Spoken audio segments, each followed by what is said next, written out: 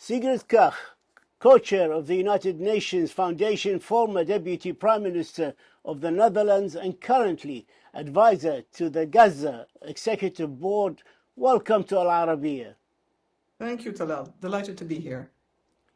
After leaving the United Nations, you remain active in international geoeconomics and political affairs through different prestigious engagement. But can you explain to the tens of millions of our viewers in the region and around the world your role in the Gaza Executive Board that advises the Board of Peace presided over by President Donald Trump? Yes, it's an independent role. It's also unpaid, as it should be, as it serves a purpose to provide, hopefully, the building blocks of peace and security between Israelis and Palestinians. Now, the remit of Security Council Resolution 2803, which established a number of the institutions, including the Gaza Advisory Executive Board, obviously has its limitations. A practical one is in the entire era and recent developments of recent months, the board has yet to meet, the Gaza Executive Board. So in earnest, I can't tell you very much. Individual members, including myself, have spoken to one another. We're trying to support and shore up the political, policy and financial support to the National Committee of the Palestinians, which to my mind is the centerpiece from a viewpoint of legitimacy, political credibility, as well as the connect that is essential between Gaza and the West Bank. Ultimately, this is not only about the alleviation of immense human suffering by Palestinians in the Gaza Strip, but also about the future of a Palestinian state alongside a safe and secure Israel. So it remains a lot of work. If you look at the facts on the ground, I think nobody could suggest significant progress has been made. Fortunately, the living hostages and the bodies of the deceased have been returned in the first phase. The negotiations on the disarmament by Hamas, as well as the withdrawal by the IDF, I cannot speak to this in public. I'm not privy to that level of information. But ultimately, civilians in Gaza are kept prisoner time and again in an ever-shrinking physical space. Living conditions are hell on earth with no prospect of significant change in sight. And this, to my mind, if there's one message to your audience, it's a reminder how and why international humanitarian assistance aid cannot be conditioned or tied to political progress. Individuals, Palestinians in Gaza, have rights: the right to food, the right to proper shelter, to medical care, the right to education. There are those who argue that since the adoption of Resolution 2803 on the 17th of November 2025, that endorsed, of course, the US-backed comprehensive plan to end the Gaza conflict and authorize the establishment of the Board of Peace as a transitional administration and to deploy a temporary international stabilization force ISF to secure Gaza, to oversee demilitarization and to protect the civilians. They argue that since that date, which is over 7 months ago, no ISF and stabilization force has been formed, no real end to the Gaza conflict, with approximately 1,000 Palestinian civilians killed since adoption of 2803. On the reconstruction, no large-scale structural construction has formally begun in Gaza, and efforts remain heavily focused on planning debris removal and navigating daily immense security and humanitarian challenges. Do you agree with them? I think it's an accurate description, particularly based on first-hand reports by the United Nations, as well as other credible entities, international and national non-governmental organizations. You can see that the death, the types of injuries, the absence of significant volume that is relevant to people trying to survive, or actually some call themselves already the living dead. This is not something that we could call success. I think the premise of a first step of success was President Trump having imposed a ceasefire with a number of indicators of a plan forward, the 20-point plan, but each detail, and we know that through any complicated diplomatic process, requires negotiations, requires technical details, requires further benchmarks. So far, we got stuck in phase one, between phase one and phase two, I would say, as an international community. I am not involved in the details, as you know. And I would say the serious concern, and rightfully so, is that Palestinians in Gaza risk being forgotten. Since the Israel-United States attack on Iran, Iranian response, and what is now called the Iran war, political attention, economic attention and focus has immediately shifted, rendering Security Council Resolution 2803 and the full implementation of that resolution, rendering it a significantly lesser priority. That is understandably, politically speaking, however, it should not be acceptable. Also, if you argue, that would be my point, without a proper, just resolution that secures safety and security for Israelis and prospects of a Palestinian state, Palestinians enabled to stay on their land in full human dignity as we would expect anywhere else, I don't think you can expect a proper peace and wholesome security. Then we will be dealing with one form of crisis after another. I fully understand, and everybody now knows that you are not a member of the Board of Peace, but you are an advisor with decades of UN experience and government experience in the Netherlands, and now an advisor to the Gaza Executive Board. That, as you mentioned, never held a single meeting since its inception.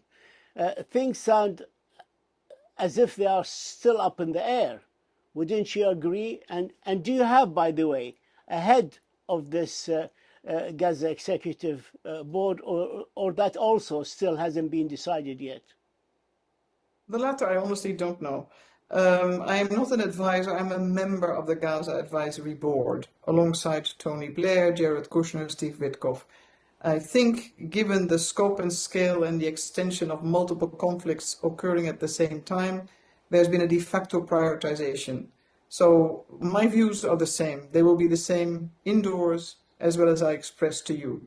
I do not speak two languages on this issue.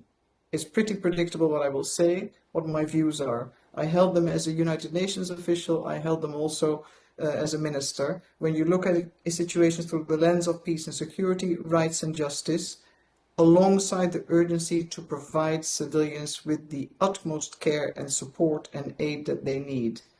This is not a reward for terror. This is not something that should be begged or pleaded for. It's a fundamental right under international humanitarian law. Sigrid Kaag, what would you say should happen now to improve the lives of the Gazan people? Well, it's a response that you can hear from any NGO representative, or I believe a UN official, or most other countries. Massive influx of aid, unconditional, not dependent on whether the negotiations proceed well or less well when it comes to the disarmament by Hamas and the withdrawal by the IDF. The encroachment by the IDF into further shrinking the space Palestinians are permitted to live in, that needs to be altered straight away. And of course, the death toll, it keeps rising. That's one. Second part is early recovery materials need to be allowed in. The amendment of the existing dual-use list risks impacting second and third tertiary negative consequences for all civilians from a health perspective, education, pure survival when it comes to the absence of forms of decent shelter. I could go on and on. The Economist a few weeks ago had a very sad but very telling title. In Gaza, only rats are allowed to roam free. Just picture that for a second, and then you can imagine what it is like to be a Palestinian civilian trying to survive one day more in Gaza without any prospects of serious change, let alone improvement in sight. Last but not least, medical evacuation. Some countries in the region have performed miracles to allow patients in, to have them treated free of charge, to bring their relatives. The list of seriously injured Palestinians in Gaza, I believe, is now around 140,000, but correct me if it is less. It's a serious number. Each one has a name, a life, had hopes, and they need to be treated. We cannot look away. Again, in your expert opinion, is the two-state solution still a possibility with the expansion of Israeli settlements in the West Bank? Well, I'd like to refer to a book that's been published not too long ago by Robert Malley and Hossein Agha, and the title is Tomorrow is Yesterday, and it is about the many iterations of peace processes that actually always focused on situations and land and themes that were lost irreversibly unless significant pressure was extended. That has not been the case in any of these processes.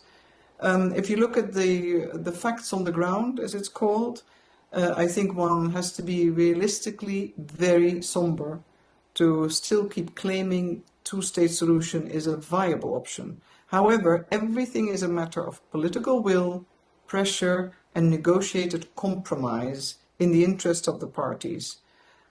I don't necessarily perceive a lot of political will, and certainly in the context of so many other competing priorities for many of the external actors, from the war in Ukraine to the current situation around the Straits of Hormuz and everything else that entails. I do not see this being top of mind, and in the meantime, illegal settlements are being built, facts are being created that are near irreversible or would certainly ask a very high price. And I think the most important indicator in a way are Israeli elections. There's not a single candidate who is still speaking of the Palestinian question, so to speak, phrased since the 7th of October, primarily through the lens of terror and security translated in a certain manner. There is not a single candidate that clamors for statehood and a just solution that provides for Israeli security as well as Palestinian rights. That doesn't mean people cannot change their minds after elections, but this is the mood, and it's been like that for quite some time. So the international community also needs to wonder, as custodians of Security Council resolutions, what this means. One has to stop being a bystander in that regard and only pledge rhetorical commitment to resolutions. And I think that's the weakness we all face. I'd like to move to Iran, which is a place you visited in February of 2018 as a Dutch foreign minister and met with President Rouhani in Tehran at the time. And at the time also you expressed the EU continued commitment to the JCPOA. What is your take on the latest development in the Gulf and on the Switzerland diplomacy, and where and when did we, or diplomacy, failed us in case of this conflict? Well, I think 2018, and since the withdrawal by the Trump administration, the first Trump administration of the JCPOA, we've seen, of course, a rapidly changed environment. But I think we also have to look at where we are now, or since the terror of 7th of October, the onslaught on Gaza, and the continued suffering, as well as all the reactions, counter-reactions, the military hegemony established by Israel versus an Iran and a regime that is fighting for its survival. All these are aspects to take into account. Where we are now, I believe that we have seen once again that a war without proper strategy and strategic objectives, let alone a political strategy, definitely runs into a serious set of issues. That's one. We've also seen that asymmetry is weaponized, be it geographically, or otherwise by use of proxies. The third part is that there is a return, and by necessity, to diplomacy, from coercive diplomacy to actually proper diplomacy, which means you need to sit down with your adversary, you need to figure out where compromise lies, how it can be legitimate, not only against international law or treaties, but also how it can be legitimate in the eyes of the different populations. So you have a chance to build a path forward. And last but not least, that you need a proper process. This is not something you do on the back of an envelope. You don't do it via bullet points. You do not leave things to chance. If you look at the JCPOA, it's taken almost 2 years at the time, I believe, to be negotiated with many annexes, technical expertise, a level of detail that is required to ensure you can verify, monitor, and also call violations into play and bring accountability to those who violate it. So there is an opportunity for serious diplomacy, but without political will and sustained engagement, there are greater risks than one would have anticipated otherwise. So diplomacy with a capital D, by serious actors. And what, of course, is interesting and to be lauded, the engagement by Pakistan, of course, Qatar, again, but also the involvement of Turkey and Egypt. So we see a regional reorientation, and what we also see is a reordering of a potential regional security architecture. On Lebanon, you served from 2015-2017 as the UN Special Coordinator for Lebanon, during which, of course, a period of constitutional paralysis. Lebanon situation, of course, today is different, with the election of new president, the formation of new government headed by our previously judge, an ambassador here to the UN, Nawaf Salam, entirely different from the one you experienced. But how do you read the current developments in Lebanon and the way forward? First of all, I think the government of President Aoun and Prime Minister Nawaf Salam have made a few bold moves in the interest of the country, in the interest of the state, and reinforcing statehood, including the very difficult one, already covered under Security Council Resolution 1701, the need to have the monopoly of state established over all arms and armaments. That, of course, is domestically a tough one, given the fact that regional allies, Iran and Hezbollah, and domestic equations do not necessarily match up, certainly in the last 2 years. And this is a difficult one. So I don't think the question is how to read. The question is more what and how the international community could support and where they need to focus. And you need to be mindful of the complexities and the sensitivities and the history of Lebanon. We cannot template. We have to be understanding the sensitivities, the history of the civil war.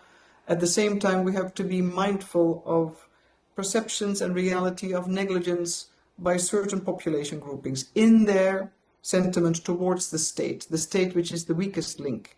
So it's a triple whammy at this level of leadership by President Aoun and Prime Minister Nawaf Salam. So the international community should neither look away, should engage in a focused and forceful manner, but be really there if this has a chance to succeed. And on the other hand, we have in Israel, we have a population in the north that is asking and demanding that the government provides them, as one would, with security. But war and persistent conflict, violations of human rights, destruction will not bring the answer. It will certainly not build a pathway to reconciliation, which ought to also be part of a future peace process. And allow me here to make what I think is an important point. I feel we're living in an era where the word peace is thrown and bandied about left, right, and center without the proper definition. It's confused with ceasefires, with temporary halts to the hostilities. Everything is called peace nowadays, whereas real peace requires both substance, the compromise, exchanges, high level of technical nuance and detail, and a proper roadmap. And that's not a ceasefire. Ceasefire is only the start of profound and a deep process of negotiations, whereby the different parties need to be supported and taken seriously. If there's no honest broker in the room, you know that this is not going to end in a way that will provide for the elements of a just peace in future. I'd like to move to Syria. You know it very well. You led the OPCW United Nations Joint Mission in Syria in 2013 and 2014 with a team of 100 experts that successfully oversaw the removal of Syria's declared chemical weapons under active wartime conditions. That mission, of course, I remember interviewing you on the last day from Cyprus, on the last day of the removal of the last remnants of the chemical weapon, declared chemical weapons from Syria. And of course, we know what happened afterwards. That mission met its stated objectives, but however, Syria subsequently used chemical weapons again against its people.